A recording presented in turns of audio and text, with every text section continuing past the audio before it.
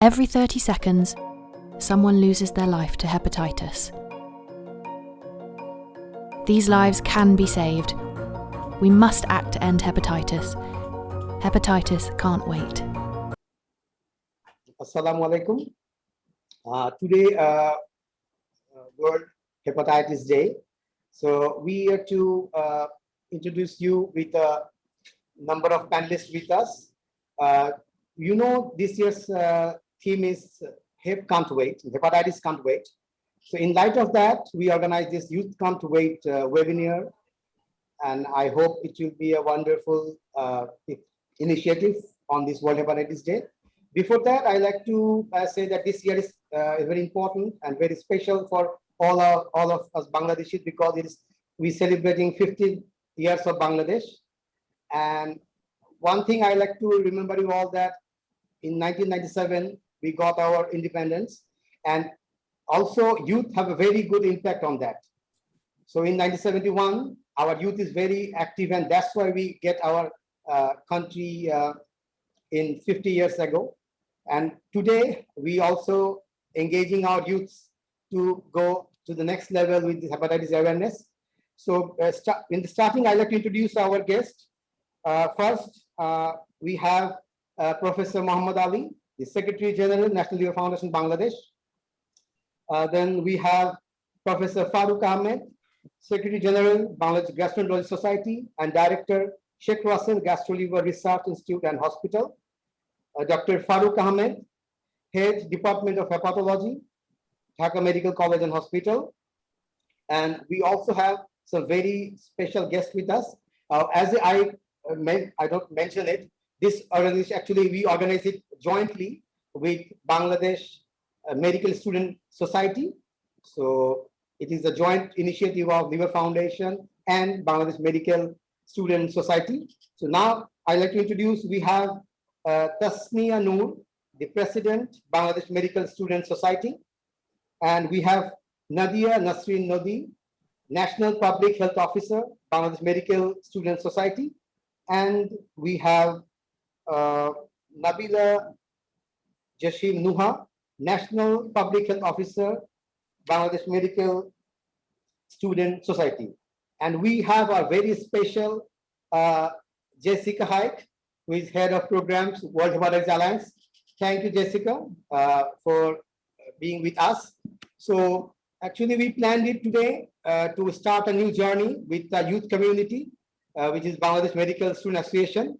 So first, I like to request Tasnia, the President of BMSS, to introduce their activities.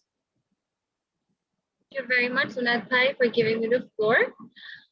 Firstly, I would like to give an overview of this event today. So this event called Mission Hepatitis Free Future is being held by Bangladesh Medical Student Society in collaboration with National Liver Foundation. So what we're doing today is we're trying to create awareness about hepatitis in the society and trying to make hepatitis screening more inclusive by giving the opportunity of free screening tests to underprivileged people. Through this event, we're also going to be holding a digital poster making competition, article writing competition, with the view to help general medical students grasp the ins and outs of hepatitis on their own through research. Before I give a brief introduction about Bangladesh Medical Student Society, I would like to extend my humble gratitude to you for giving me the opportunity to present our organization in this great platform and amongst such distinguished guests that we have today.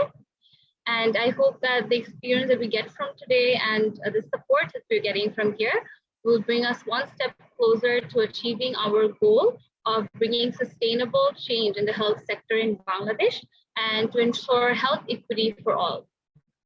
So thank you again. And with that, I'd like to start my presentation. Nadia, would you please share the slide?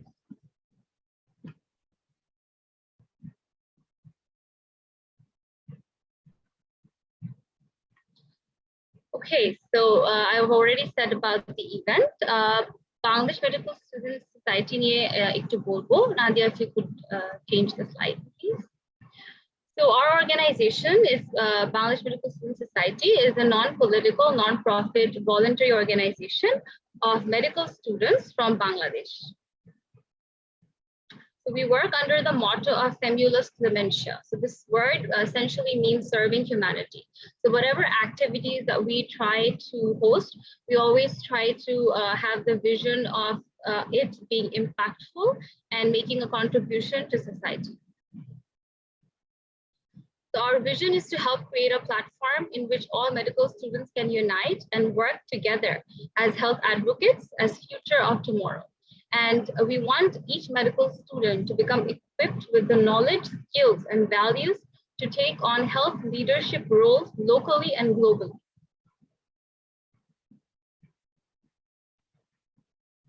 So Bangladesh Medical Students Society, our parent organization is actually IFMSA, the International Federation of Medical Students Association. So this organization was founded in 1951. So it's one of the oldest and largest student-run organizations in the world.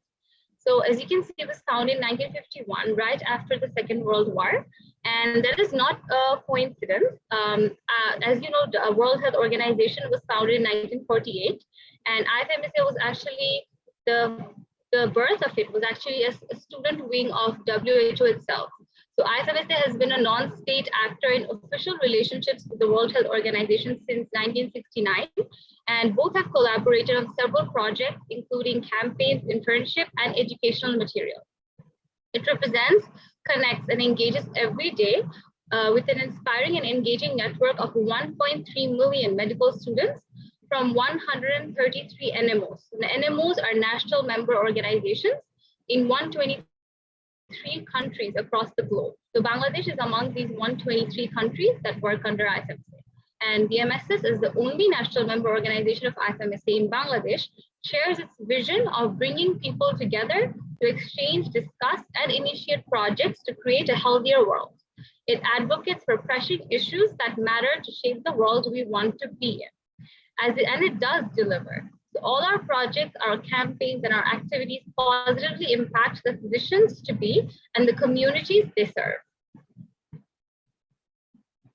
So briefly about structure of BMSS, we have an executive body consisting of seven members, and under which we have a team of officials that work for all the events that occur throughout the year, that is throughout a term in BMSS.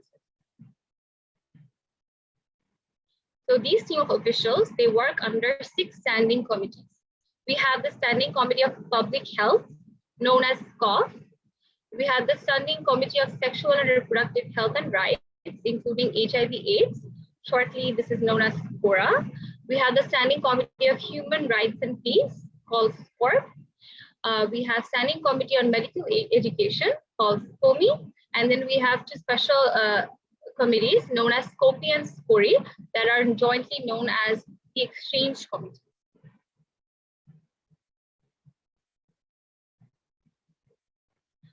So BMSS right now, it's extending its relations all over Bangladesh. So what we work as local committees. Each medical college is known as a local committee. So we have medical colleges all over Bangladesh who are now a part of BMSS. As you can see from Dhaka, Brahmanbaria, Sylhet, Faridpur, Mymensingh, Patuakhali, Chittagong, Satkhira, Jamalpur, Sabar, Kishoreganj, Borishal, Khulna, Rajshahi, Rangpur, Dinajpur, and Gazipur. So our membership engagement growth has been quite static over the last 3-4 years. So currently, I would like to say that our membership number is over 6,000, and it is continuing to increase.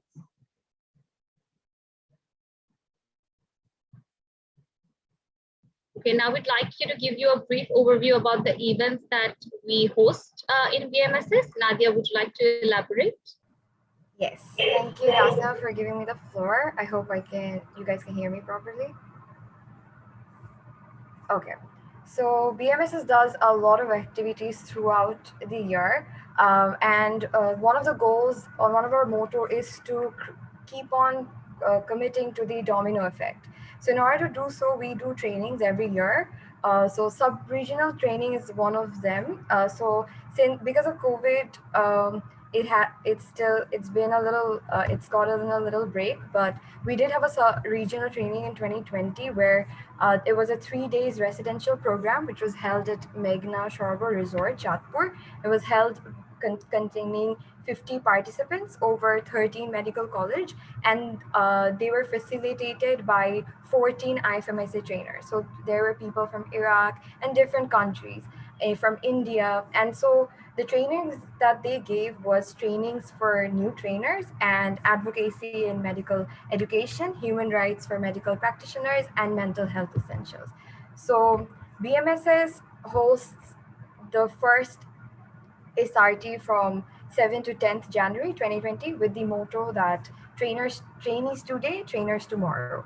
And SRT is one of those training parts which is supported by IFMSA, where the members and motivated students from a particular sub-region can meet and participate and disseminate the knowledge that they have. These are a few pictures from there. Okay, BMSS also has a yearly event called the National General Assembly, where all the students from every local committee, from the standing committees, the team of officials, and the executive body get together and they share the programs they did throughout the year. They also disseminate knowledge about how different standing committees work. There's competitions, there's posters, presentations. Basically, everything that was done throughout the year and throughout the term is displayed for everyone to see. So like Tasniapu said, we have 6 standing committees. So the Standing Committee on Public Health is the main standing committee that's been collaborating with National Liver Foundation this year. So the work of the Standing Committee on Public Health is to bring medical students from all over the world to learn, who want to learn, to build skills, cooperate, and share ideas when it comes to issues related to public health, which includes different health issues, health policies, health promotion, educational activities. So a few things that we've done last term was, one of them was sustainable health development. This was we went to one of the schools by Asania Mission. So where we went to these kids, we did their physical assessment, their nutritional assessment. We detected students who had nutritional deficiencies, and they were transferred to hospitals in order to get to get proper treatment. And this was another event was learning the ways of basic life support. This was actually conducted by Dr. Moinuddin, who was actually one of the first people to die from one of the first doctors to die from COVID last year. So he did an amazing job at conducting this session. He did a presentation on the emergencies that need basic life support, and then he went to give us a questionnaire which took the ideas of what we already had, and also then there was a presentation with a dummy where he demonstrated the skills needed to do CPRs. Last year, one of our since last year was a webinar term, we had to do a lot of webinars, and this was one of the best we had. Let's Tie the Green Ribbon. This was an inter-NMO collab. We went ahead with Pakistan, India, Indonesia, and Philippines came together to do an event on mental health awareness. So there were sessions on this was also a capacity building program which had sessions on the mental health, an introduction, the stigmas related around mental health, then psychological first aid, and how can you take action, active action to fight your own mental illness, and when to go seek a medical professional. Another one we have, another standing committee that we have is Standing Committee on Sexual and Reproductive Health and Rights, including HIV and AIDS, whose primary work is to have committed individuals who work arduously to create positive sexual and reproductive health and rights. So one of the events that we have this year, which was a continuation of last year actually, Teal and White, Let's Fight for Light. This was done for the girls of reproductive age. We actually did a big fundraising event to raise money to provide vaccinations for girls of reproductive age against cervical cancer. So these are a few clips from there. We did it in collaboration with Shuchona Healthcare Center. Another event we had last year was Redefining Realness, Becoming Trans Selves. So this was about understanding that hijra and trans and differences in sex, gender, sexual orientation, basically disseminating more knowledge on how to differentiate between the terms that we have, and also to understand that hijra is a community and they're different from trans individuals, and they are, and that intersex is an umbrella term. So these are we did this as an online campaign. We had posters and also a webinar which we did in collaboration with Transcend, where a transgender person themselves have come on the floor and did a webinar and talked about their struggles and how the society can help them and what they expect from the government as well. Another standing committee we have is Standing Committee on Human Rights and Peace. Um, Standing Committee on Human Rights and Peace works on in establishing interpersonal solidarity. We believe that it is everyone's responsibility, everyone in the society, to bring about change for the people who are underprivileged, who do not have rights, basically create a world with peace.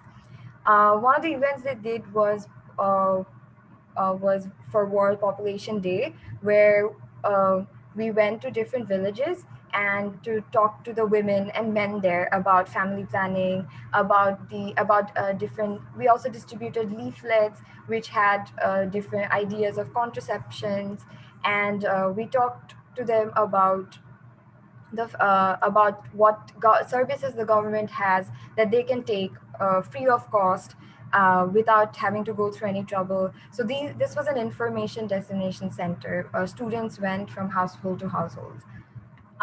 Then there was another called World Health Day, Beat the Heat. So this was done with the target people as the general population. Leaflets were distributed with information about heat stroke, its symptoms, how do they present, and what can a person do when someone does have a heat stroke, and how to create normal saline.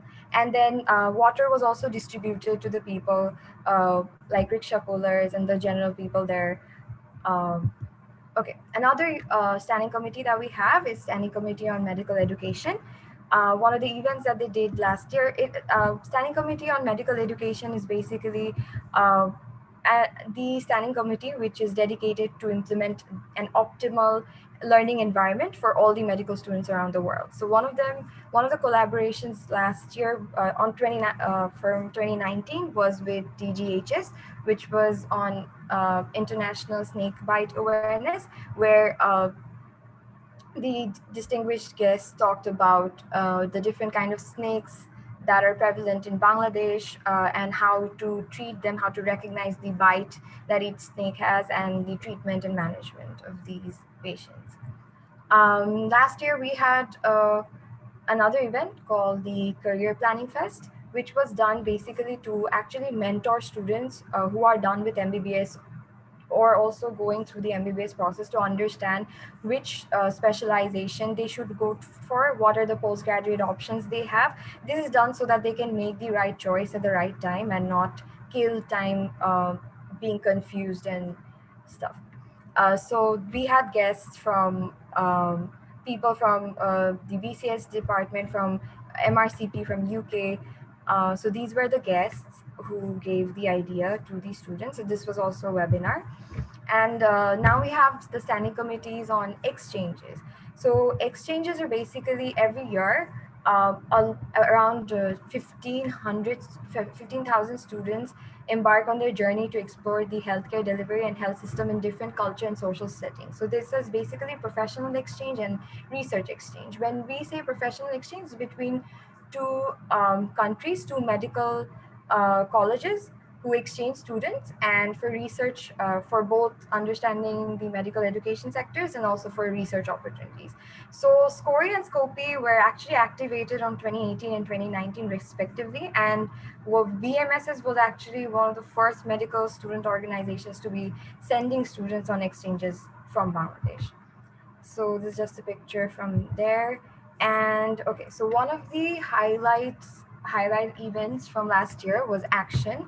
Action is basically an Asian collaborating training on infectious disease outbreaks, natural disaster, and refugee management. It's a transnational project which is held basically by IFMSA, and SCORP is the standing committee which falls under it. Its aim is to basically provide essential knowledge and skills required to prevent, relieve, and rehabilitate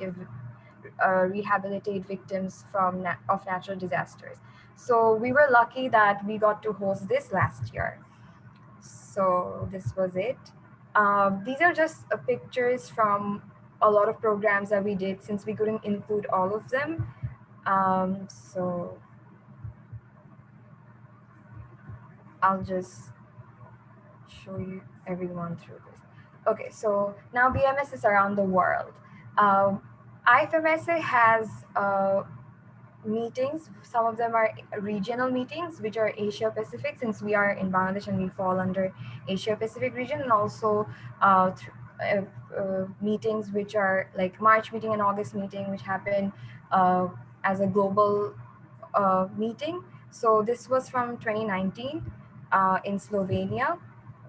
There was the March meeting from 2020 in Rwanda, the August meeting in 2019 in Taiwan, the APRM meeting in 2019 in Hong Kong, the August meeting in 2019 in Taiwan, again, pictures from Taiwan and Hong Kong. And there, from the March meeting 2018, BMS's delegates went to Egypt, in APRM 2018 to South Korea. March meeting 2013 was in USA, and this was an NGA that was held in 2012 Bangladesh. And there's March meeting 2010 Thailand, March meeting 2010 Thailand. That's it from me. Thank you everyone for listening to me for so long. Thank you so much.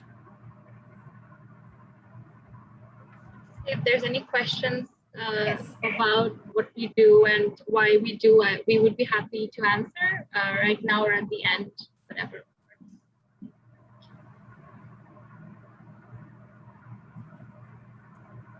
Okay, thank you, Nadia and Tasnia, for this wonderful presentation. We are actually delighted to see your works throughout the year and throughout the world. It is wonderful to see the students, Bangladeshi students, working too well for humanity, and we are delighted to see. Now I request to Professor Farooq Ahmed sir. Just a minute. Dr. Farooq Ahmed, Head Department of Hepatology, Dhaka Medical College Hospital. He will be talking about consequence of hepatitis B and C. I request Farooq sir to have his. Just I'll unmute you. Just a minute, sir. Okay, so you can go on. Can I share the screen?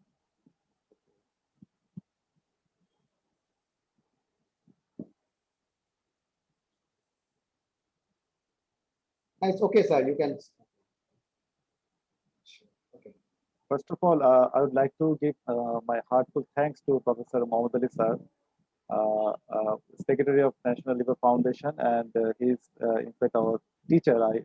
We have learned from him, and other National Society of Medical Students. I think Medical Student Society of Bangladesh. They are doing great job, which have been introduced just before initial presentation. Other guests among Professor Farooq Ahmed sir and other, especially Jessica Hicks, I would like to express my gratitude towards them for joining to this auspicious webinar.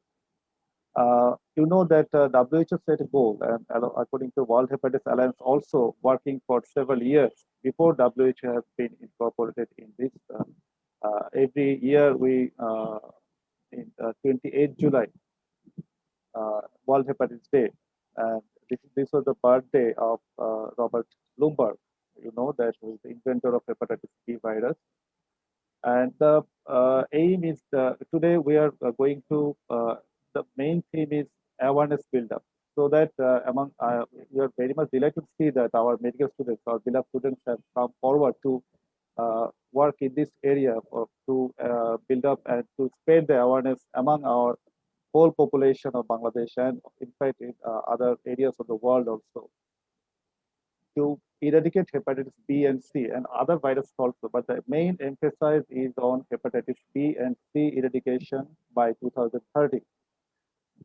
So you know that if I go to the thing, and I think I give some small insight that if we don't treat hepatitis B and C, if we don't prevent hepatitis B and C, these viruses can cause chronic liver disease and liver cirrhosis and other consequences. So to prevent this, which Farooq Ahmed sir will emphasize on this, I will just give some insight about what these viruses can do. If you see that this, if you think that it can cause chronic liver disease. So chronic liver disease means if hepatitis B virus and C virus uh, cause hepatic injury and inflammation for more than 6 months. So this is chronic liver disease. And if there is a success in several years, the normal liver architecture is lost, and there is a production of structurally abnormal nodules, which are not in fact functioning liver cells, and the patient develops cirrhosis of liver. So when a patient develops cirrhosis of liver, in fact, it is in initial stage, we can think that liver cirrhosis can be reversible if we treat the patient according to the cause. That means whether the patient develops liver cirrhosis, we have to identify the cause of his liver cirrhosis, so that after with treatment, patient can regain the liver function. So this is the picture of a cirrhotic liver. And these are the causes. Among these, you know that hepatitis B and C are the main causes worldwide. But recently, the non-alcoholic fatty liver disease and also alcoholic liver disease, these are also came as an important cause of liver cirrhosis. I am not going through the other causes. These are in gross hepatic manifestations of chronic liver diseases. You see that there is splenomegaly, there is ascites, liver may be shrunken, and patient develop jaundice, pyrorhangioma, palmarothema. These are the clinical pictures. These are the laboratory investigations. What should you do? That aminotransferases, alkaline phosphatases, gamma glutamine transpeptidase, these are raised, and there is less there is thrombocytopenia and decreased serum albumin. And these are the pictures of chronic liver disease. When these are the picture in ultrasound appearance, you see that there is coarse hepatic ecotexture in ultrasound appearances. So ultrasound is a necessary investigation in evaluation of liver cirrhosis. So this is the classification based on hepatic encephalopathy and ascites. These are two clinical parameters, and 3 investigations like bilirubin, albumin, and prothrombin time. This is the to set the prognosis of liver cirrhosis patient. This Child-Pugh classification is used. You see that patient may develop chronic liver disease, and then he may develop compensated liver cirrhosis, and later on he may develop decompensated cirrhosis. So when we say decompensated cirrhosis, when the patient develops radical hemorrhage, ascites, encephalopathy, or jaundice. When a patient with liver cirrhosis develops these features, we can say that he has developed decompensated cirrhosis. So we can do clinical laboratory radiological, and if you need, then liver biopsy can be done. In a shortly, we can see the other component. When a patient develops liver cirrhosis, the main picture is he will develop portal hypertension. I'm going to a different next slide.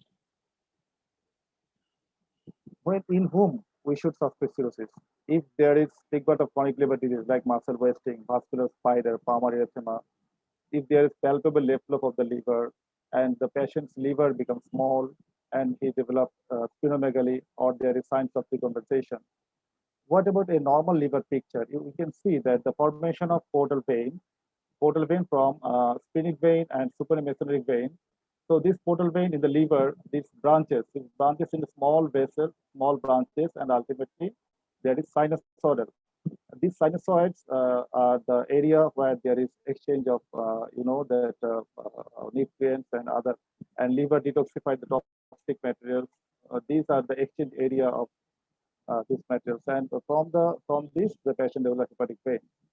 What occurs in cirrhotic liver? The normal hepatic this structure is lost. So that there is disorganization of the hepatic vasculature, and there is for patient develop portal hypertension, where the portal pain is you see the pressure is increased, and in the sequel of portal hypertension, the patient later develop other complications like the ascites, variceal hemorrhage. Means when a patient, I'm going to the next picture and show it.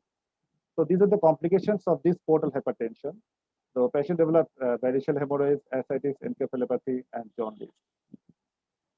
These are the picture, endoscopic picture.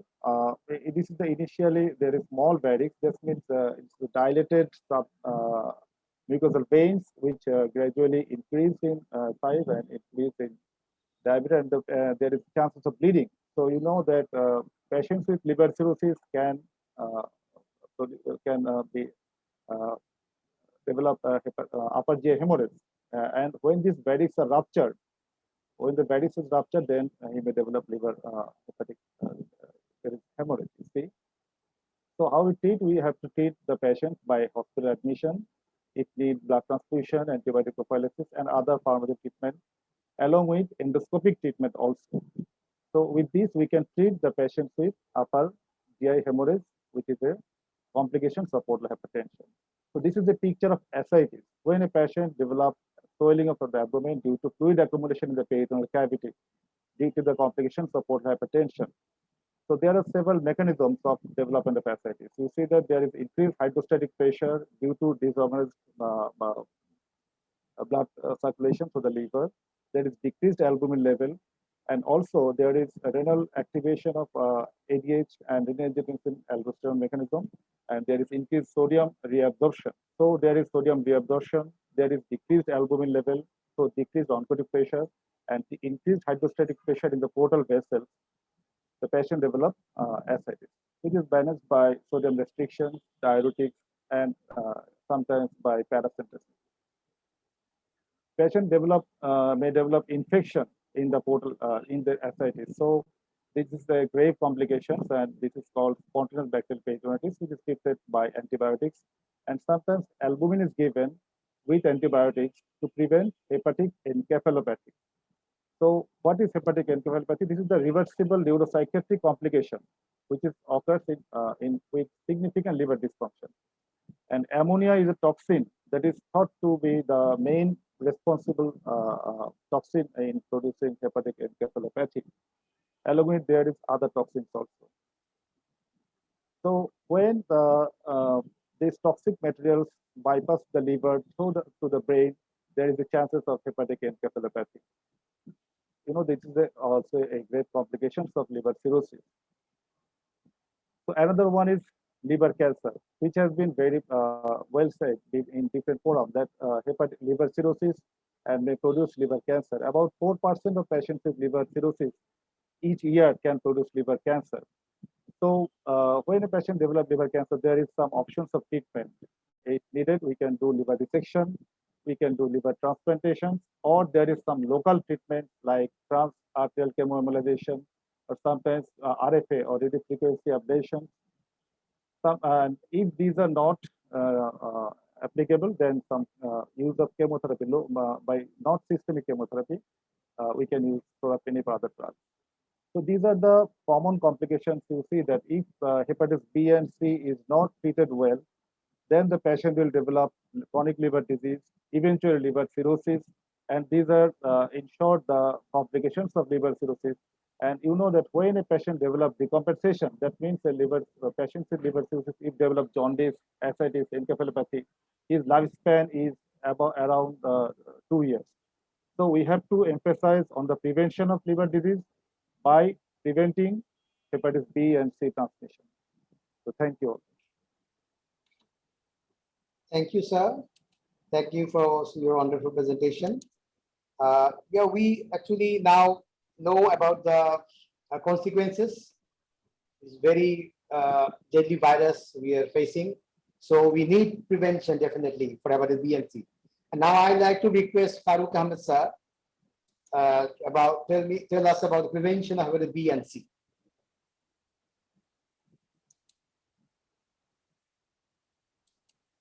Sir, can you unmute? Professor Farooq Ahmed, sir, Secretary General, Bangladesh Gastroenterology Society, and Director, Sheikh Russell Gastroliver Research Institute and Hospital. Sir, can you hear me? Hello. Can you hear me? You're audible, sir. Yeah. So good evening to everybody. First of all, I want to give my heartfelt thanks to our respected teacher, Professor Mohammad Ali sir, for inviting me to speak in this, I should say, in this exceptional meeting. Exceptional in the sense that possibly this is the first time I am going to meet with Medical Students Association in Bangladesh. So it is really an exceptional meeting and a useful meeting also. And Professor Mohammad Ali sir is always innovative, and he is always coming up with some innovative ideas and definitely some exceptional ideas of very important targets and achievements. So it is his real credit to do these things, extraordinary things. That's why he is now contributing a lot in the field of liver disease in Bangladesh. And regarding my talk, I'll talk on the prevention and control of different hepatitis in our country and also in the global perspective. Definitely, when we talk about any disease, we always used to tell that prevention is always better than cure. And this is very true for different types of hepatitis. And in fact, the world community is observing World Hepatitis Day, especially with the aim and target to control this hepatitis, different hepatitis, and this is because of the fact that most of the hepatitis are preventable. So if we can go for effective prevention of these different types of hepatitis, definitely we can prevent lot of complications that my previous speaker, Professor Farooq, was telling. The lot of dreaded complications arising out of these different types of hepatitis viruses. And this dreaded complication is not only jeopardizing the lives of the people, it is also definitely has got severe economic impact in the society. So our primary aim should be to prevent these hepatitis. So to prevent these hepatitis, the world community is always thinking for going for effective prevention of this illness. And WHO is also thinking and also working on these aspects. And if we talk about any prevention of any disease anywhere, definitely we speak on primary prevention and secondary prevention, tertiary prevention. Sorry, I'm not in slide because I was told by our Professor Modali sir that I should without any slide. So I'm not going to show you any slides. So when we talk about prevention, then prevention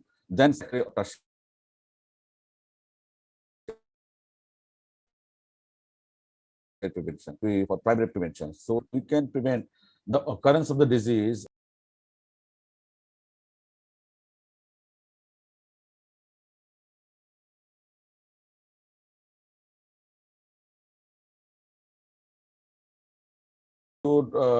First of all, we should think about prevention of transmission. So if you can prevent transmission, definitely you can prevent hepatitis. So for prevention of hepatitis, definitely should know the prevent to have some awareness and education regarding this aspect. So overall, for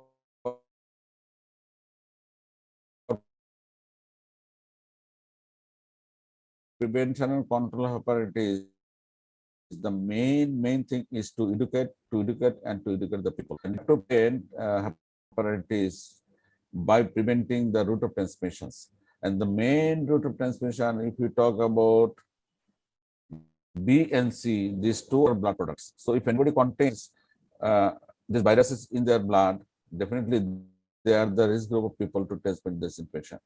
And to do this, we have to practice safe blood transfusion, and which is now practicing through the whole world, including Bangladesh. So right now we have got safe blood transfusion project, and it is going on, I should say, very effectively, although not very perfectly still. So we have to go some way ahead to have perfect safe blood transfusion practice. And for this, we have to go for effective screening of donor blood, screen to see whether this donor blood contain B or C viruses. So if we can do this, we can effectively prevent this route to have hepatitis. And second thing is that if we can avoid some practices that is still prevailing in our society, like sharing of blade, razors, sharing of injection syringes, needles, sharing of toothbrush, sharing of combs, and sharing of some needles to prick actually in our country. So if we stop sharing these things among ourselves, that will be an effective way to prevent hepatitis even in our country. And third one is that the people who are substance abusers, drug addicts, mainland drug addicts, for this group of people, we have to be very careful, and we have to go for some effort to teach them to avoid sharing of needles and syringes among themselves. So by these things, mostly we can prevent the transmission of hepatitis from an infected people to some other. And it is really true that hepatitis viruses, usually the source is human being. Source is the infected people. There is no other source. So if we can prevent this source, definitely we can be very successful in preventing the infection from the source to a normal healthy people. And the second step in primary prevention is to vaccinate the people. And fortunately, we do have effective vaccine against B and effective vaccine against A. And for E virus, vaccine is now coming up. Maybe hopefully in the future, we may have effective vaccine against E virus also. So with use of these vaccines, definitely we can prevent infection among the vaccinee. So in countries like Bangladesh, we are very happy that in our country, hepatitis B virus vaccines are available for our new generation infants with our EPI schedule. So this is a very good news for us, and fortunately, the EPI coverage in our country is really a figure for which some other countries may feel jealousy, because more than 98 to 99% of the infants in our country are now under EPI coverage. And this successful EPI coverage, our Prime Minister received a Vaccine Hero Award from international community. So this is very excellent for us. And we also have vaccines available for adult people also. And right now, with the awareness of building of some awareness among the adult people, among the community, among the people of our country, more and more people are now, adult people are now taking vaccines spontaneously, or they're taking vaccine after motivational efforts from different groups of people like physicians and media, etc. And for A virus vaccine, definitely this is also very effective vaccine, and is available for our infants and children in our country. So these two vaccines are available in our country, and we are now effectively using these vaccines in our country. So this is the these are two steps to which we can think for primary prevention of viruses, hepatitis viruses in our community. And the next thing is that secondary prevention or tertiary prevention. Definitely in secondary prevention, we have to target the target the group of people who is harboring this infection. And definitely this could be possible only by doing blood test, because in most of the cases, the virus remains silent. And most of the people who is not aware that they are harboring this infection in the blood. So this is one thing we have to give our attention to detect people as early as possible, particularly those who are asymptomatic, who are not having any symptoms, who are carrying these viruses silently. We have to catch them as early as possible. And this is the slogan of Viral Hepatitis Day this year, that hepatitis cannot wait.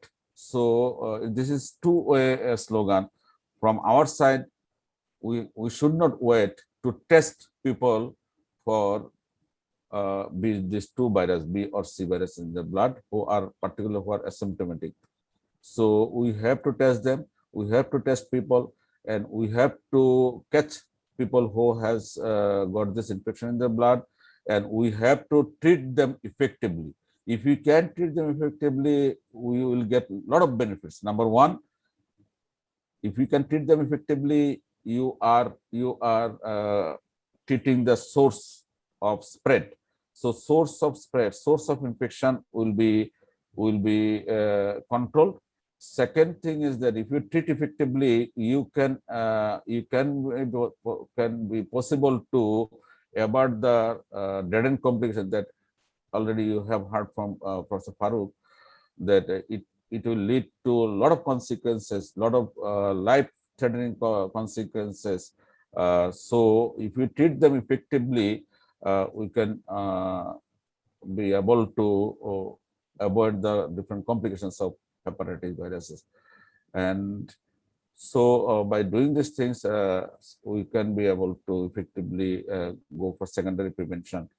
And in secondary prevention, definitely we do have a lot of drugs available right now for B and C virus infection. Previously, if you go back a few years back, we do not have enough drugs for treatment of B or C. But right now, we have got very effective drugs available to treat these two infections very effectively. Particularly for C virus, we have got drug with which we can demand cure of this infection. And for B virus, although there is no perfect cure, but we can be able to perfectly control this infection and perfectly control to stop this source of spread and to stop the complications arising out of hepatitis B virus infection. So this is a good thing for us in Bangladesh. And fortunately, we are getting this drug in Bangladesh at very affordable prices. If you compare the price with international market, we are getting these drugs almost, I should say, no cost almost. And this cost is also is really affordable to most of the people of our country. So this is very good for us. So in this way, we can go for prevention. And definitely on hearing this thing, we can we'll realize that we in Bangladesh, we do have some challenges in achieving these goals of primary and secondary prevention. And challenges are, number one, definitely we have to see that people in our country, almost not all people in our countries are aware of these things. So this is the first challenge to aware our people of all levels in our country. So to build up this awareness, we are working as a physician of the discipline, and the media has got big role, and the policymaker has got big role, and society has got big role. So all together, we should play role to build up the awareness of the people. So this is one challenge. Second challenge is that to give the vaccine to all people. This is a big challenge also for us. But fortunately, in our country, those who are under EPI coverage, we achieved a very reasonable goal. But our target is to give this vaccine at birth. So this remains a big challenge for us. In our country, we are giving the vaccine at 1.5 months of age, but our target is to give the vaccine at birth. So if we can introduce this vaccine, B virus vaccine at birth, definitely we can be able to bring down the rate of infections to a very minimal level in our country, which is achieved in different countries in the world, like Hong Kong, Taiwan, etc. So this is a big challenge for us, and the next challenge is for us is to bring out those people who are harboring this infection silently. So out of 10 infected people, 9 are not aware that they are carrying this infection. So most of the people who are having this infection, they are not aware that they are carrying this infection. So our target is to test them, is to find out them, is to diagnose them that these people are carrying this infection, and then to bring them under scientific treatment. And regarding treatment, we in our country we do also that people still believe, a group of people still believes in traditional treatment, which are really unscientific. So we have to meet these challenges also. These are the growth challenges that we are facing right now in our country. And to meet all these challenges, definitely we have to play a role, not only as a physician, but the people of all sphere of life, all groups of people should play their role, like physicians, such as the media people, the policymakers, politicians, and definitely the government officials and government machineries should play some role together to bring these deadly diseases under control and to prevent these deadly diseases. And definitely we do have SDG goal that the world should be able to eliminate hepatitis B and C by 2030. So to achieve this goal, to eliminate hepatitis by 2030, the people from all sphere of life, definitely the physician is the prime group of people in these aspects. Physicians, policymakers, politicians, and government machineries, media, all should play effective role to bring down this infection under control, or to eliminate this infection from this world.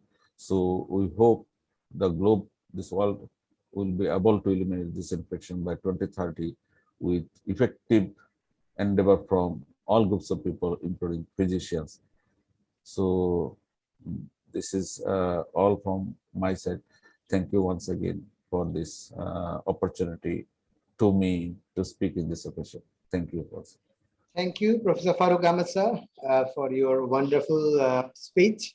Now I like to request Professor Mohammad Ali sir to tell us about the hepatitis and medical students perspective. And please, and we already running out of time, so please make it a brief speech. Thank you.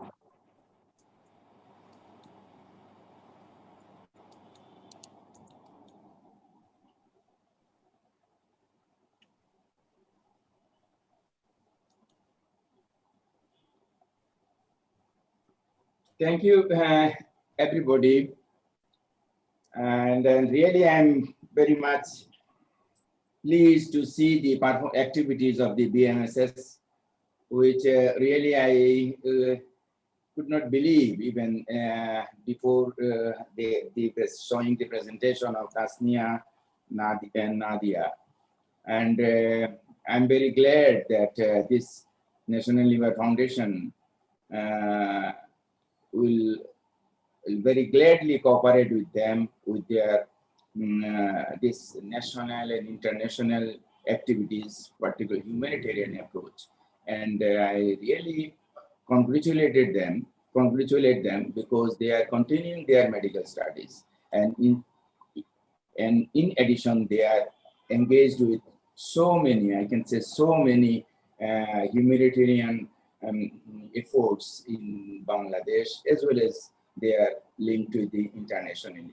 I feel proud of them, and I feel very happy that they are this National Liver Foundation will have all sorts of cooperation with them for control of this deadly disease, hepatitis, particularly caused by viral hepatitis, hepatitis B and C.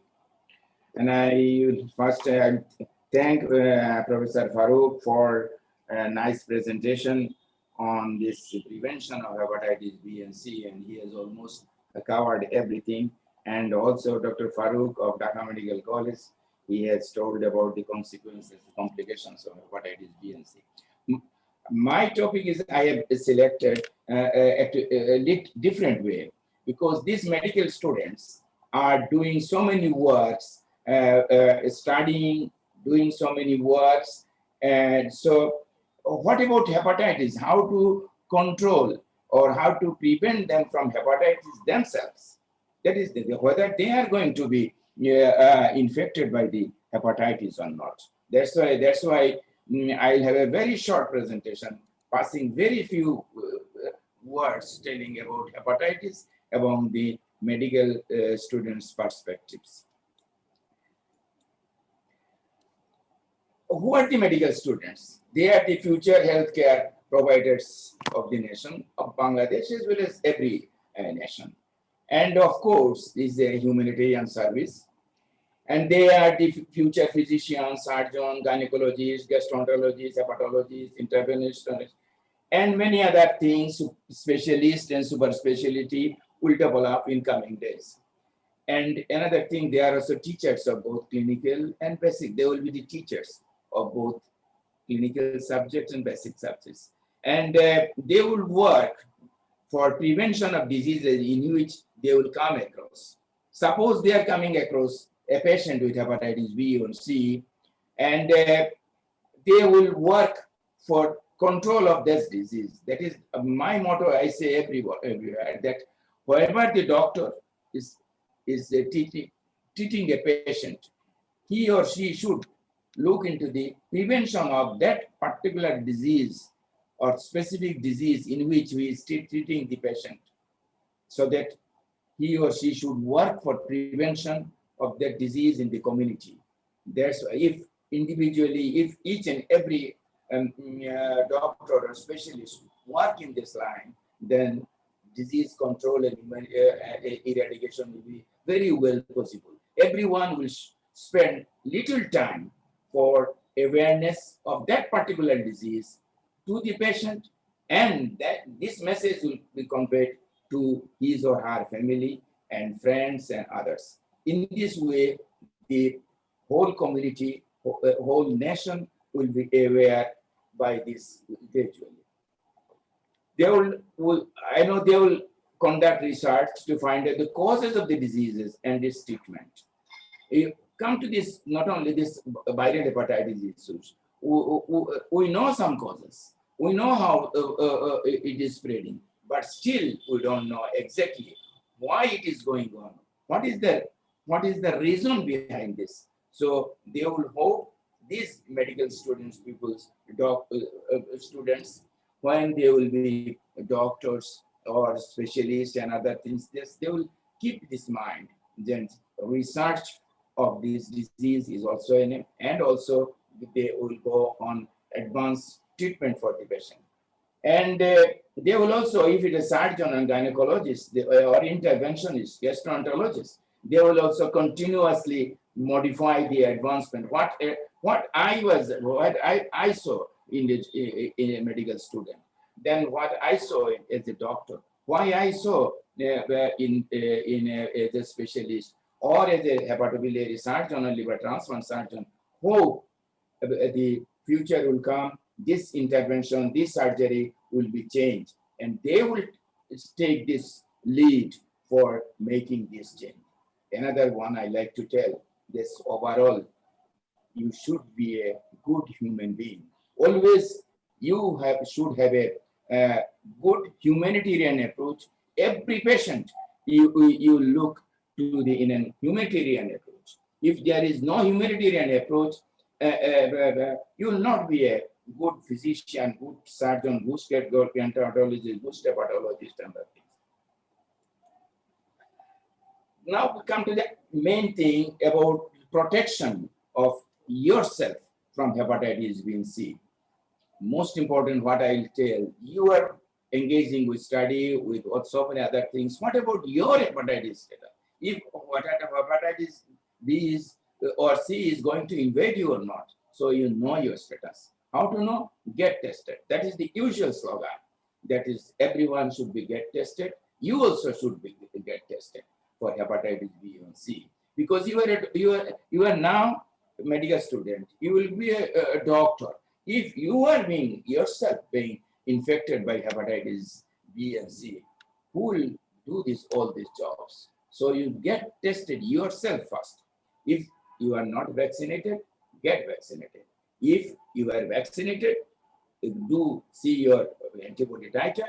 If it is more than 10, okay, satisfactory. If it is less than 10, get vaccinated, 3 doses. And then after 1 month, get tested for antibodies and see what is your status and do accordingly. If you see, if it is not there, if it is, your 3 doses did not achieve the expected titer, definitely consult your hepatologist about this.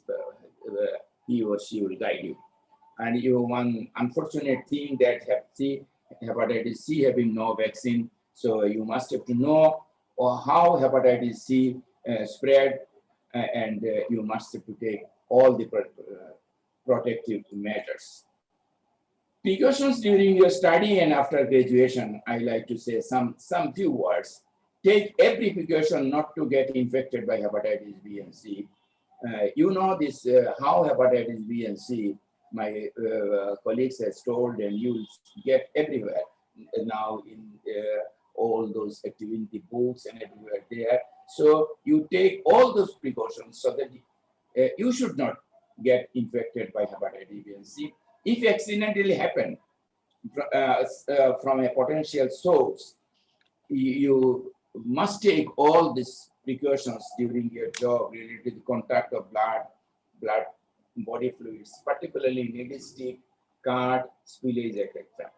And it may happen in the operation theaters, ICU, laboratory, endoscopy suite, gynecological procedures, interventions, and the transmission department and anesthesia, where there is blood and body fluids are being exposed to the between the patient and the interventionist, surgeon, anesthesiologist, endoscopist, whatever anything. So you must be cautious in that region. The most important thing, what I tell you, your safety to be the first consideration. Healthy doctor is essential for a healthy nation.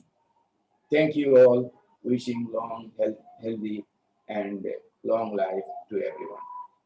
Thank you. Thank you, Professor Muhammad Ali sir, for this wonderful presentation. I hope the students, the medical students, have enjoyed your presentation, and it is very useful for them. And now I like to request Jessica Haik, the head of programs, World Hepatitis Alliance, to give his tell importance of youth advocacy in viral hepatitis.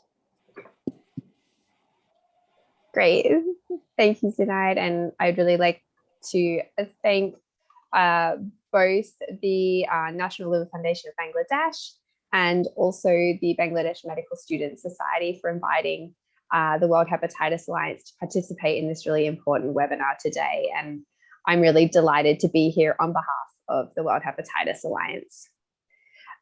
So the World Hepatitis Alliance is an international umbrella organization, and we have over 300 members in 100 countries, including the National Liver Foundation of Bangladesh, who have been with us really from day one and are incredible members. And the Alliance works with our members, national governments, and other stakeholders to raise awareness, influence policy, and drive action to achieve the elimination of viral hepatitis by 2030. And in doing so, we aim to improve the lives of the 325 million people globally living with viral hepatitis. Our mission is to harness the power of people living with viral hepatitis in order to achieve its elimination. And this is because we firmly believe that in order to achieve elimination, we must put people living with and affected by viral hepatitis at the heart of our response. And that's really reflected in this year's World Hepatitis Day theme, which a couple of you have already touched upon. Hepatitis can't wait. And so with a person dying every 30 seconds from hepatitis-related illness, even in the current COVID-19 crisis, we can't wait to act on viral hepatitis. And I think a couple of these points have really already been made, but people living with viral hepatitis unaware can't wait for testing. People living with hepatitis can't wait for life-saving treatments. Expectant mothers can't wait for hepatitis screening and treatment. Newborn babies can't wait for birth dose vaccination. People affected by hepatitis can't wait to end stigma and discrimination. Community organizations can't wait for greater investment. And decision makers can't wait and must act now to make hepatitis elimination a reality through both political will and funding. And so the World Hepatitis Day campaign really passionately demands urgent action from all stakeholders and the population. But the demand for urgent action goes, beyond World Hepatitis Day. And what we really need is more advocates speaking out. And sort of, if we go back to the basics for a minute in terms of what is advocacy. So advocacy is an organized attempt to change policy, practice, and/or shape attitudes in order to improve people's lives. And it refers to different ways to build political, financial, or public support in order to bring about action for change. And I think when we're talking about hepatitis, we really do need action around, political support. We need governments to prioritize hepatitis and to develop and implement hepatitis strategies. We need global donors to prioritize hepatitis, to provide that catalytic funding for those countries that need it. And really importantly, we need public support. We need to raise awareness of viral hepatitis, and we need to strengthen the voice demanding action from governments and sort of large global donors. And advocacy has really changed the hepatitis landscape. And it's been, an incredibly powerful force for change. I'm not going to go through all of these milestones, but just sort of, if we see sort of advocacy from the first community-led World Hepatitis Day in 2008, that really spurred advocacy towards all 194 member states to make World Hepatitis Day an official day, and the Alliance, along with our members, wrote to every single member state asking them to put it on the agenda of the executive board. And so that was the first of apologies, a couple of resolutions that have really culminated in the endorsement of the Global Health Sector Strategy on Viral Hepatitis and the adoption of the elimination of viral hepatitis. Sorry, something's in my throat. By 2030. And more recently, we've seen advocacy result in hepatitis being included in the UN high-level declaration on universal health coverage, which is a really important advocacy tool moving forward to make sure that viral hepatitis is part of UHC efforts. And one of the milestones included in my previous slide was the launch of NoHep. So this is the global movement to eliminate viral hepatitis by 2030. And it aims to unite people around the world behind the common goal of elimination of viral hepatitis. And the National Liver Foundation of Bangladesh have not only been a great supporter of NoHap, but have been integral to conversations around how we better engage young people in the movement and with viral hepatitis more broadly. And their leadership in organizing this meeting today really reflects this drive to better engage young people. And one thing I have to say about NoHep, given the number of esteemed medical professionals on the call today, is we do have our Medical Visionaries program, which is all around physician advocates. So I think, especially for the medical students, as you transition into your career, do consider becoming NoHap visionaries and continuing to be hepatitis advocates for life. But the power of youth advocates. So young people are really strong advocates. They are passionate and they have an eagerness to learn and make a difference. They are often driven by a desire to change the world or be the difference in someone's life. And I think when it comes to hepatitis, this is really an area where we can make a huge difference. We're in an incredibly unique position to eliminate an infectious disease. But it will only be possible if we all get behind it and come together to speak out. And they can also be driven by injustice. And hepatitis is not just a health issue, it's a human rights issue. It often impacts the most marginalized and vulnerable, and we need to speak out on behalf of them as well. So we need to harness the power of youth advocates to revitalize hepatitis advocacy. And I did a very quick Google search of youth advocates, and these are some of the people that pop up. And I think it goes to show, especially if you look at Malala or Greta Thunberg, youth advocates can really have an incredible power to drive forward issues, really force the world to take notice and demand leaders to take action. And so while this is really people that have done incredible advocacy efforts around different areas, we also have youth advocates in viral hepatitis space. So we've got a couple of pictures of some of our current youth advocates getting behind the World Hepatitis Day activation. But we also have this picture with the dragon of Team HPV. And that's a youth branch of the Asian Liver Center at Stanford University. And they advocate and raise awareness to improve education and reduce stigma. And they have both college and high school chapters across the US and Asia with over 200 active members. And so I think this really reminded me a lot of the Bangladesh Medical Student Society and the sort of the parallels in the power of medical students and just students in general getting behind this important cause. And I think, this is a great start, and we've definitely seen the impact that young people can have when they're advocating for a cause that they believe in. And so I'm really excited to be a part of today's webinar and around young people advocating for hepatitis in Bangladesh, and hope this is just the start of a conversation and that we'll really see something come out of here that can be replicated elsewhere. So thank you. Okay, thank you, Jessica. It's really wonderful to see all the activities around the world. And now I like to present a small presentation, what we do in past few years about viral hepatitis awareness and youth connectivity. Just give you a small brief on it. So I have prepared a presentation. So, okay. Just a minute. Okay.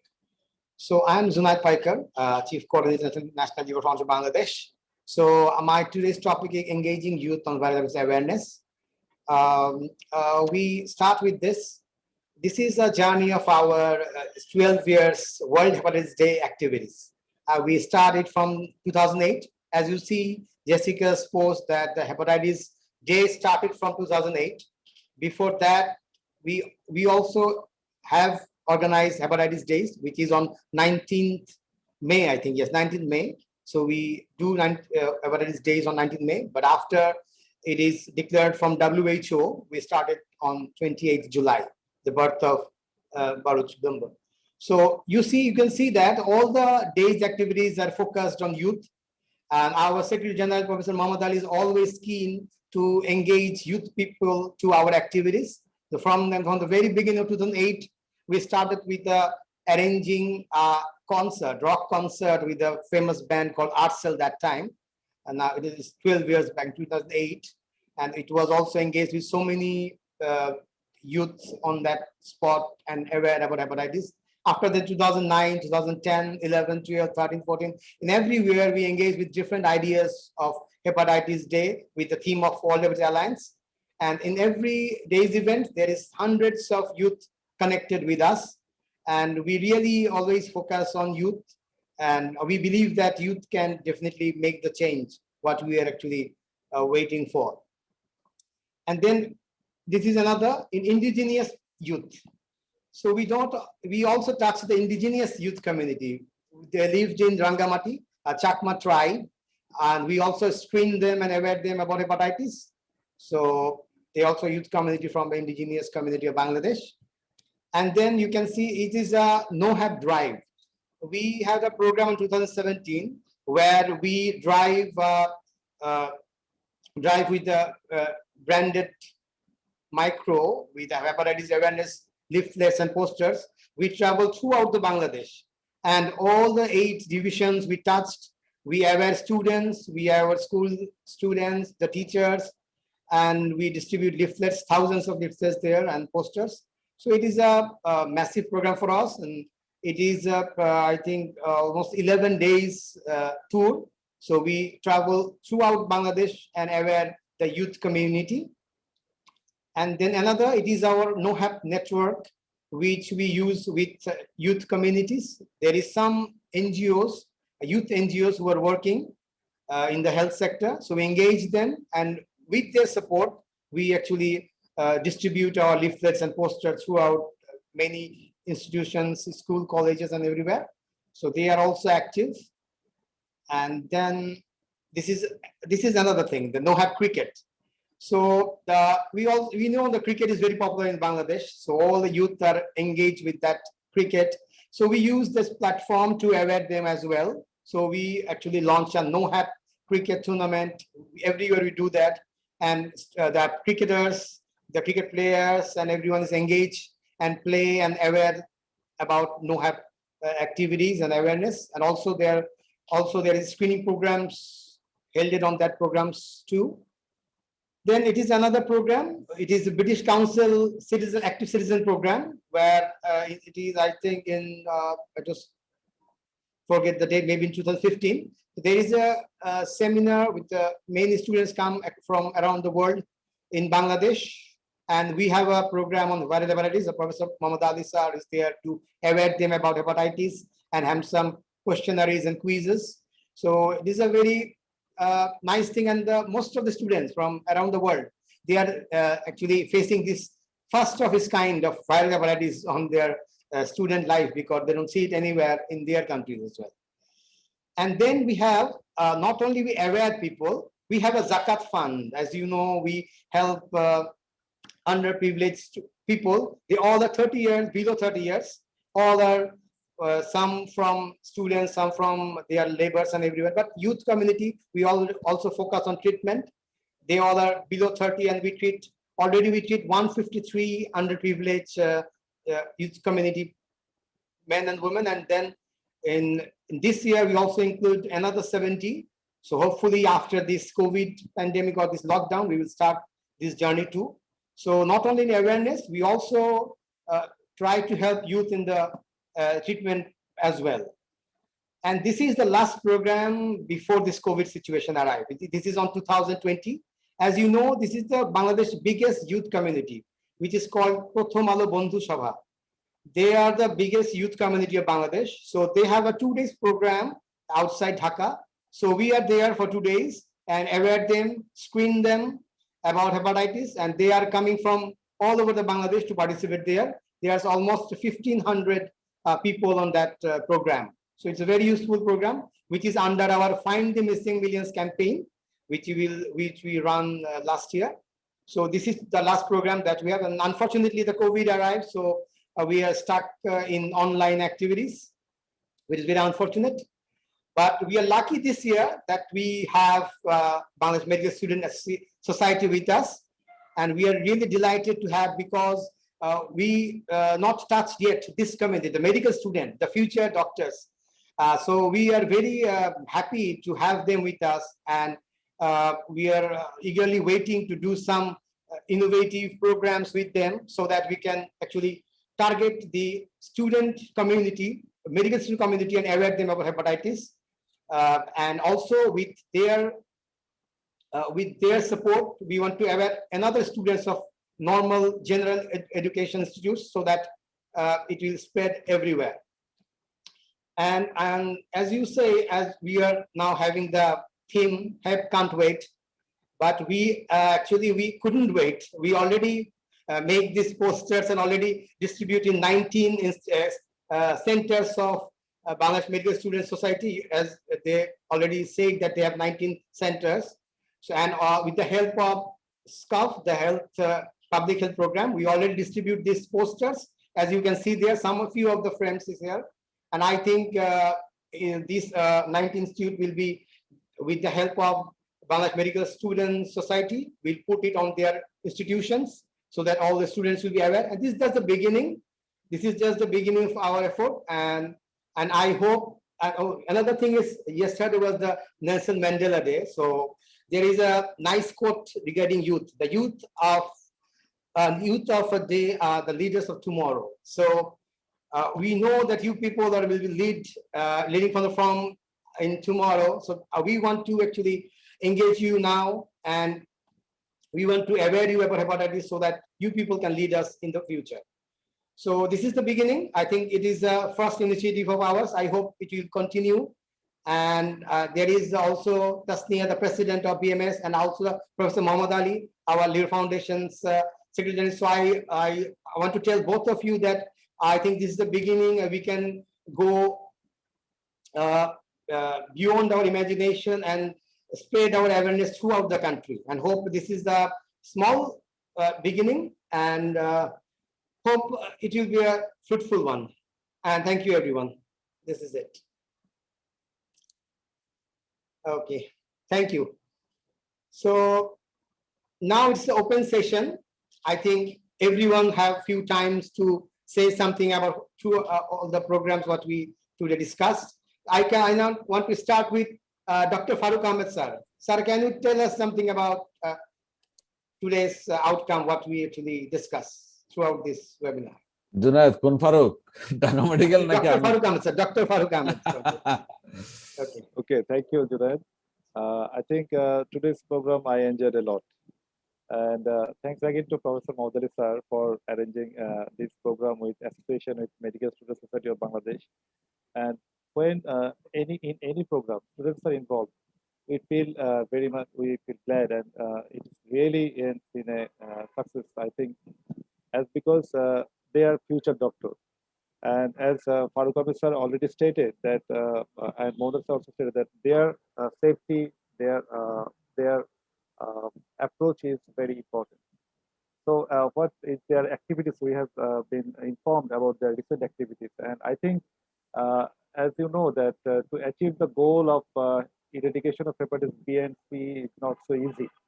And already several countries, like 10 or 12 countries, are in phase to achieve. And this COVID pandemic has created some problem in our embargo to achieve this goal. But still, because in this forum, medical students are being involved, and I am hopeful that inshallah in future we'll have at least a greater awareness building up in our medical colleges, and through these students, our future doctors will be very much enthusiastic in eradicating hepatitis B and C. So thanks, Dr. Jessica Hicks, for her nice lecture, and to Professor Farooq Ahmed sir and Professor Maudali sir again. Thank you. Okay, thank you, sir. As Farooq Ahmed sir, Professor Farooq Ahmed sir, can you say something about today's? Thank you, Junaid.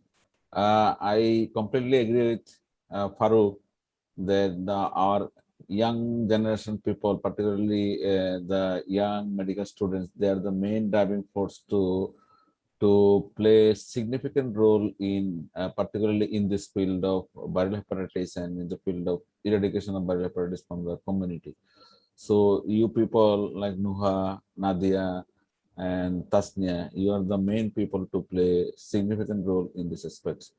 So this is a good opportunity even for me to interact with people like you And definitely, I agree with Farooq that we always feel comfortable. We always feel something very extraordinary for us to interact with our students. So I want to tell you once again that you are the main people to play some role, significant role in this field. And I request you to think about the way how we could help our people in our society. WHO and other authority, including Hepatitis Alliance, all are trying to find out new ways to mitigate this problem. But we have to find out our own ways because our socioeconomic background is not same as in other countries. So we have to bring out our own policy. We have to bring out our own ways to address our people to meet this problem. And second thing is that I want to ask Professor Maudhani sir, what is the latest position of involving the government to start our vaccination at birth dose? So is there any progress in this regard? If there is no progress, maybe we all could sit together to go to the policymakers to implement this thing, to introduce this vaccine at birth. With introduction of this vaccine at birth, definitely it will be significantly helpful in controlling this infection in our country. So this is the thing which we should look immediately. And I think rest of the thing, there is awareness regarding transmission, awareness regarding early detection of these infections, and awareness regarding logical treatment. And definitely we have got some progress. And people are now being increasingly more and more aware, more and more conscious about these infections in all aspects like prevention, detection, treatment, all these things. And we also have got enough facilities, if not to all areas, but most of the areas of the country for testing, for treatment, and for all other things. So this is also a significant progress in Bangladesh. That in Bangladesh, even in grassroots level, we have got the facilities for vaccination, for testing, for treatment, all these things. So I should request once again to Professor Maudhani sir that we have to work with you as a leader to ask the government, to request the government for introduction of birth dose vaccine to our new generation citizens. So with this thing, I want to thank all of the participants for excellent meeting, including Jessica Hicks for her assembling with us in this meeting. Thank you. Thank you, sir. Thank you for actually raising this issue of birth dose, which is very important to start in Bangladesh. Hope Professor Ali sir will initiate it in future to do something. I just missed one thing. I'm sorry that another presentation is already not done yet. So I'd like to request Nadia Jasmine Nuha, to the National Public Health Officer, BMSS Bangladesh. She will tell about youth perspective and contribution in the field of scope focusing on viral hepatitis. Can you please start it, Nuha? Thank you so much for giving me the floor, and it was a great pleasure to know all the valuable insights from our respected speakers of today's webinar. And we all know that in Asia Pacific region, Bangladesh is considered to be the high-risk country for developing both hepatitis A and hepatitis B. And as our respected speaker already mentioned this, that youth has been always demonstrated their leadership in their communities and countries to prevent any obstacles. So with this aim, we, the members of BMSS Bangladesh, beside other activities, are trying to eradicate any obstacles that are related to public health from our communities.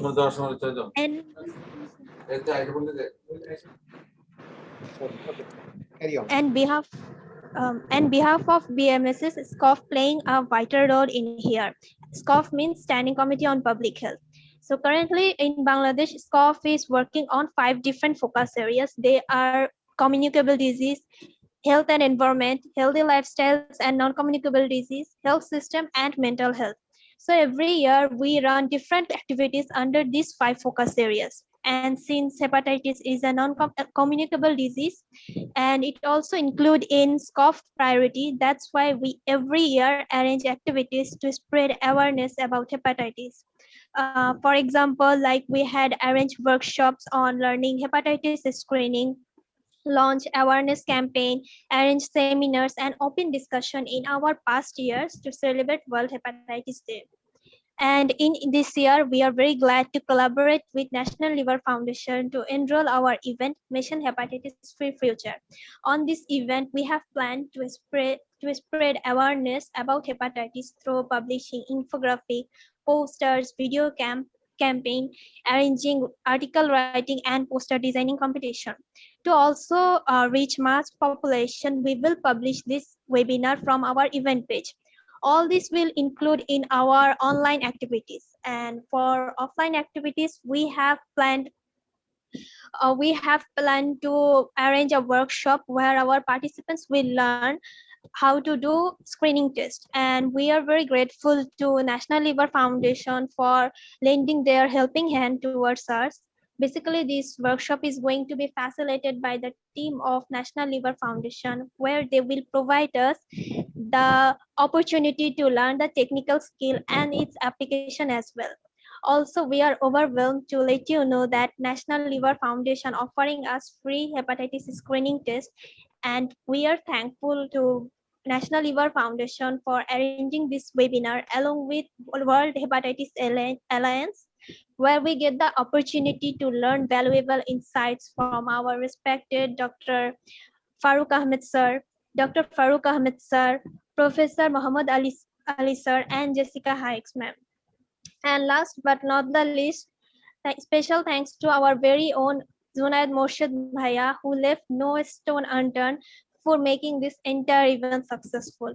And we are hoping that National Liver Foundation, along with World Hepatitis Alliance, will provide us more opportunities in future where we can explore to the other workshop and research field as well related to hepatitis. These all are our expectations. So that's all from my side. Thank you so much for hearing my words. Thank you.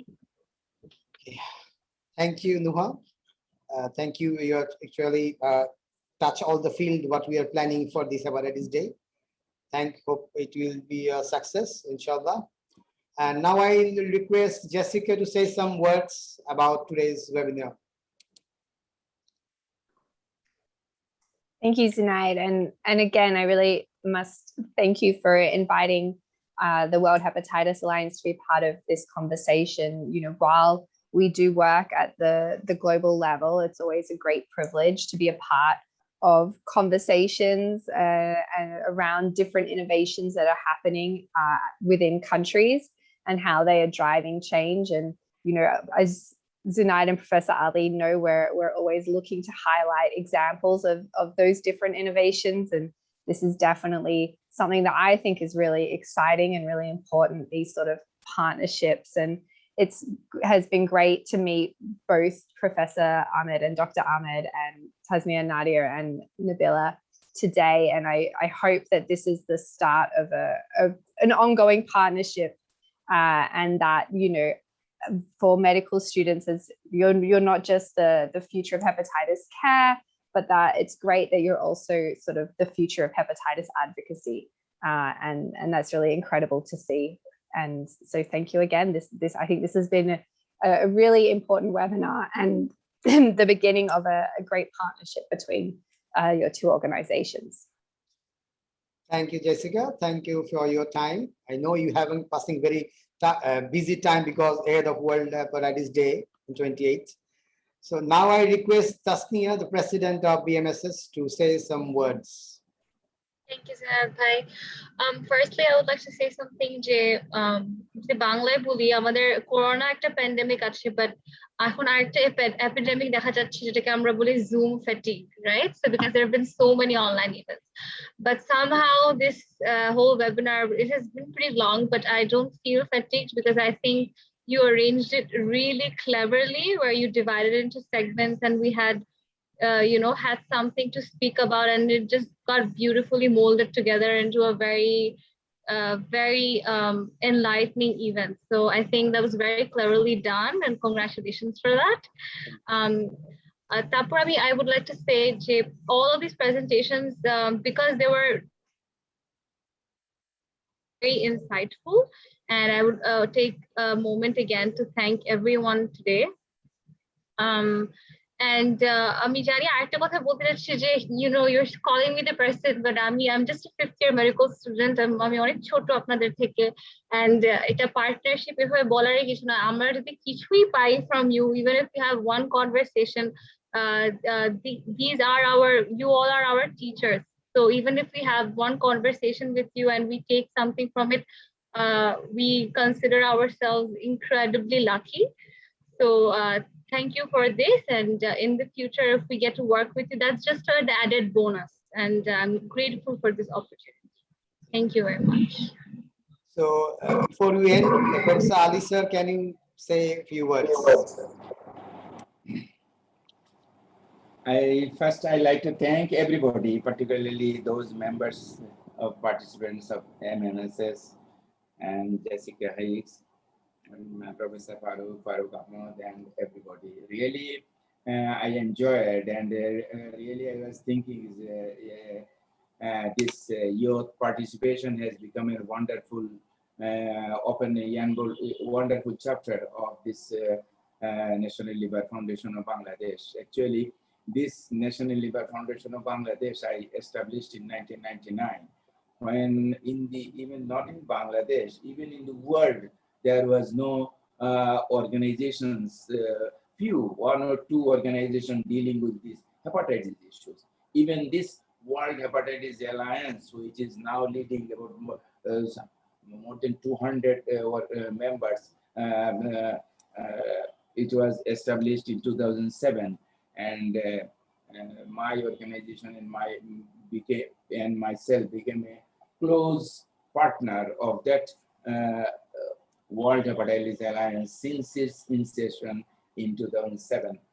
What I am thinking, in Bangladesh, we have got the very limited facilities and awareness, and people are not aware. Another problem is our 65% of the people staying in the rural areas, they don't know what is viral hepatitis, and they are unreachable. So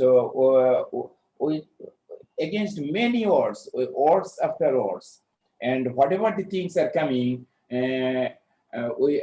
I try to overcome. My aim is, whatever it means, create a new way, concept, and idea, and innovation to reach the people, to pass the message of viral hepatitis to the common people. Yes, we approach the government, particularly Professor Farooq has told that for BART dose, we personally meet with the health directorate. We put everything regarding the BART dose, we know, and it is working. And some factors are there, particularly to incorporate them in the EPI schedule. There are some factors as working, which is adverse conditions existing in Bangladesh. And we are continuously pleading the government and for implementation of BART dose. And almost everywhere we took the chance, whenever they get the opportunity, we plead the government for implementation of BART dose. And this time we'll, of course, take help of Professor Farooq as well to go ahead with this proposal to the government, so that we can soon implement BART dose in Bangladesh. And always you have seen this, a lot of innovative ways we reach, and always I am very happy with the World Hepatitis. They always appreciate it, and most of the time our picture, our activities get the cover stories of their publications and other things.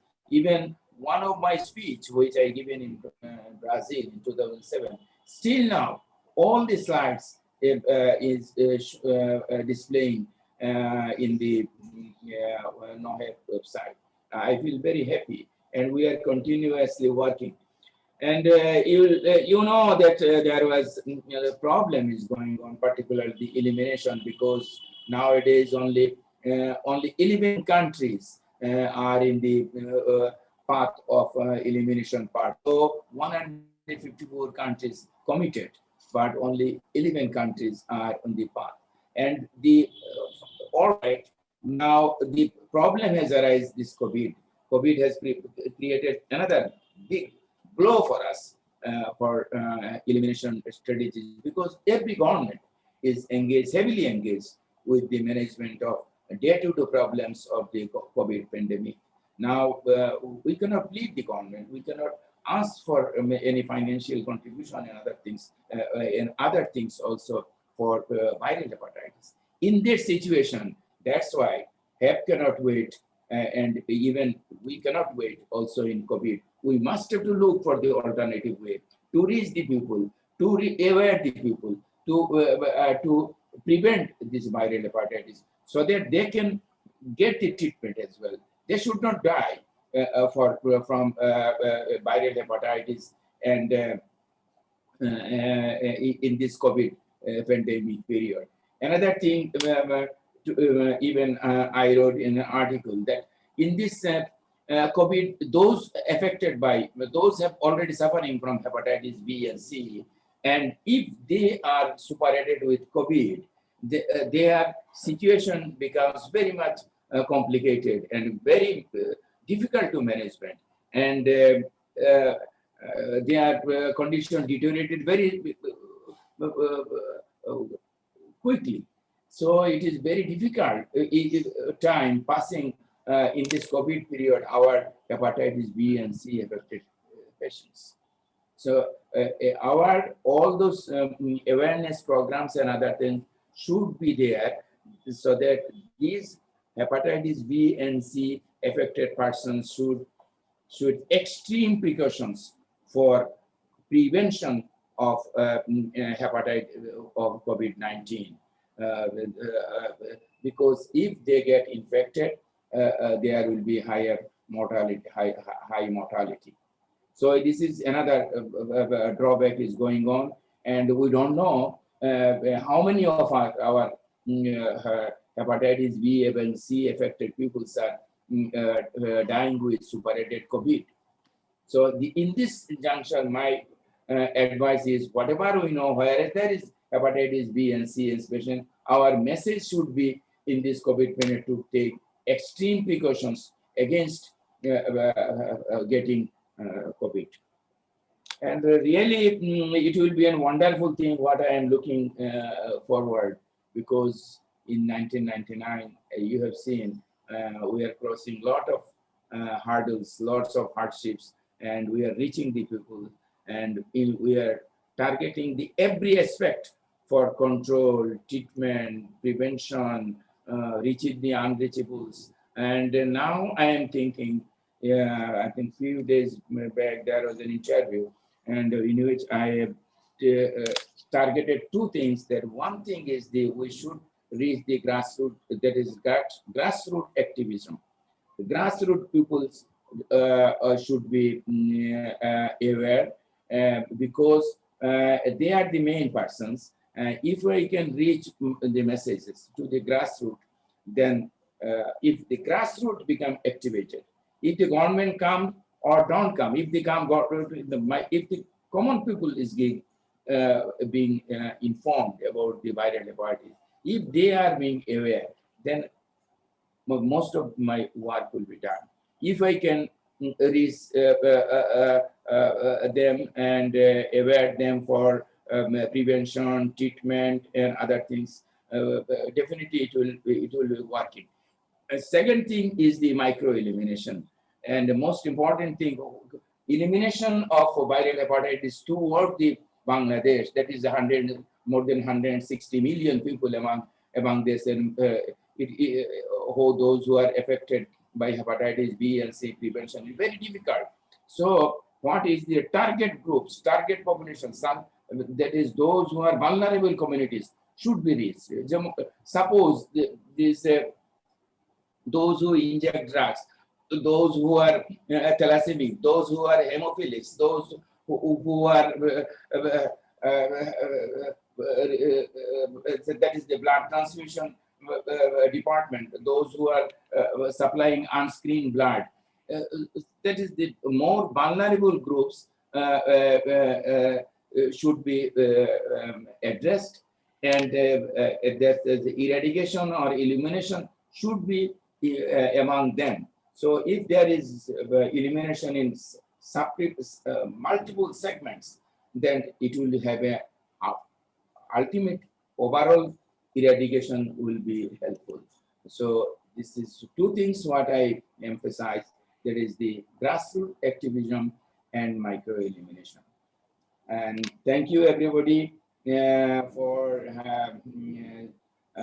giving the time, and thank you all the members of BMSS for joining with this National Liver Foundation of Bangladesh. And we will have open door for you. Whatever you want, you can do it with the National Liver Foundation. No problem. Whatever your demand, well, I will try to fulfill your demand. And you come with us and join us, and we want this people the control of viral hepatitis in Bangladesh, and so that we can go in the elimination path like other nations. Thank you, everybody. Thank you very much.